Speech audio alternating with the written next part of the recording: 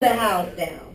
That's going to keep your customer listening to you. It's like watching a movie or watching a commercial. Instead of them listening, saying, at that point, I'd have been like, Right.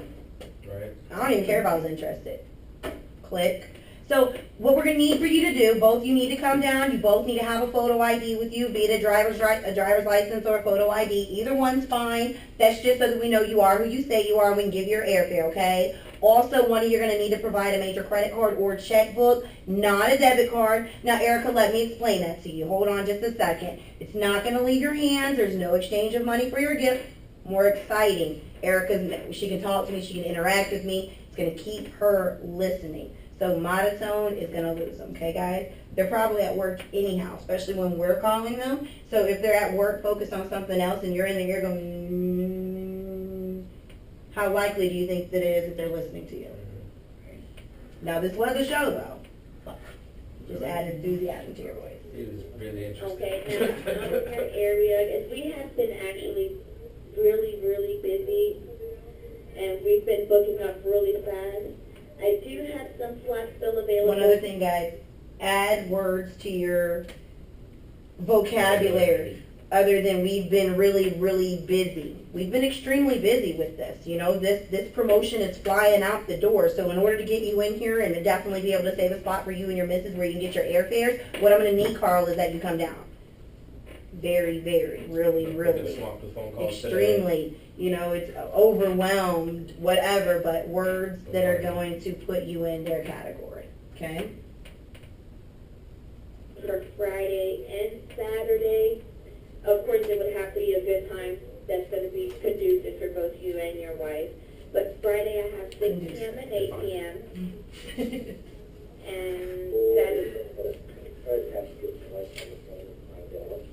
Okay, well that's fine if you want to let her know that these are the times we have available. Friday is 6 p.m. or 8.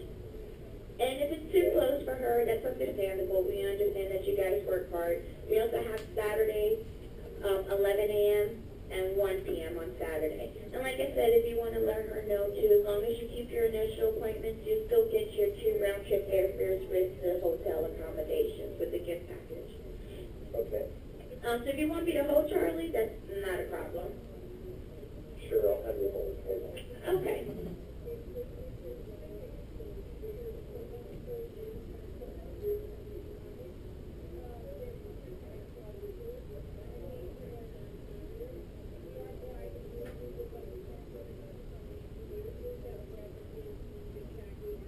She might have him on mute right now. You just hear the stuff in the background.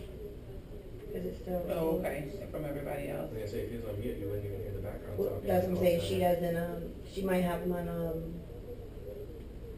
what is it? Wrap up, no, not wrap up call. Park call, where they hear music. Parking spot, Yeah.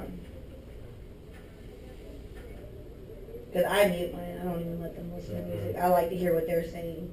So I put them on mute so I can hear them. They just can't hear me. I used to try it once. I know I need to talk to my wife. Okay, I'll put myself on a private hold. Press 2-2 when you're ready to come back. Mm-hmm. Listen to everything they're saying. Helps with the close.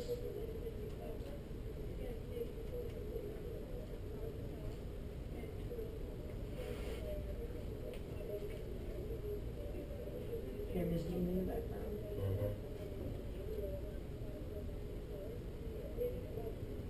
That's like a second mom. Gina? Oh yeah.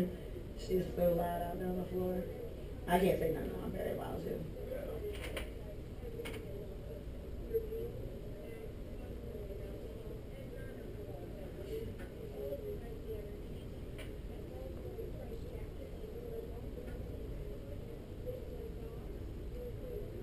And this girl actually does rather well. Like her second week, I think she had 7 shows. True. And last week she had 6. So she's only been here, I think it's her 3rd or 4th week, 1 or 2.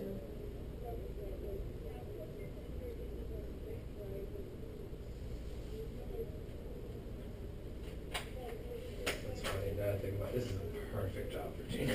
Mm-hmm. It's a perfect job for Gina. Doesn't stop talking. Mm-mm.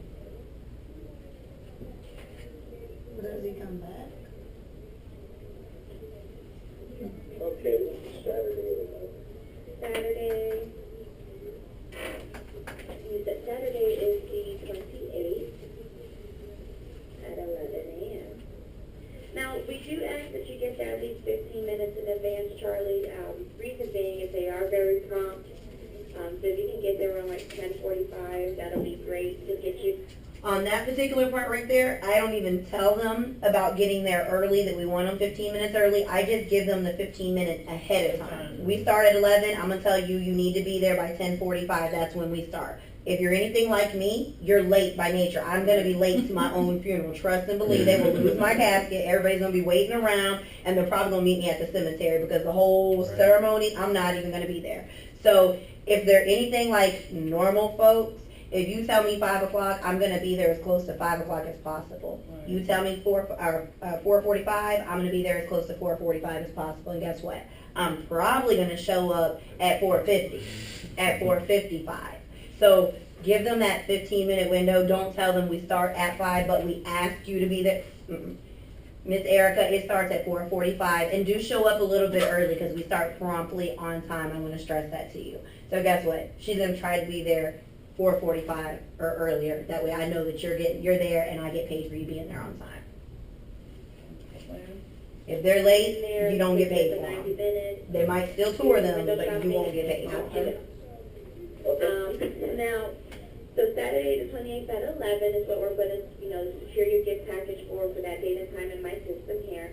And for the most part, this is going to be a good time for both you and your wife, right? Yeah. All right, Charlie. And what's your wife's first name? My wife, Kathy with a C. Kathy with a C, so C-A-T-H-Y. And I apologize, the entry form didn't have your last name. What's your last name? B-I-R-D. I'm sorry, what was that? B-I-R-D. Bird. B-I-R-D, Bird, okay. I'm sorry, it's just kind of loud in here. I want to make sure I'm getting all the information I need to get down correctly. Now, I do need for you, Charlie, to write down the claim number for your gift packages. You would need to have this with you to claim it. So just let me know when you're ready. I'm ready. Okay, it's going to be T as in Tom. It should kind of, well, I don't know, because it said it didn't have his last name on the qualification form, but it had to do as married, his and his wife's age. And all It that. doesn't really have that on there. Okay. What you're doing is basically, I want you to think that I'm looking at your entry form. So I'm calling you, and all that I have there is your name is Carl, whatever, and it might just say where you entered at or what you entered for, but I'm going to make you think I have your entry form in front of me. So Carl, I have your entry form here. It shows me that you are part of a couple. You indicated you're married or living with someone. Is that correct, sir? Absolutely.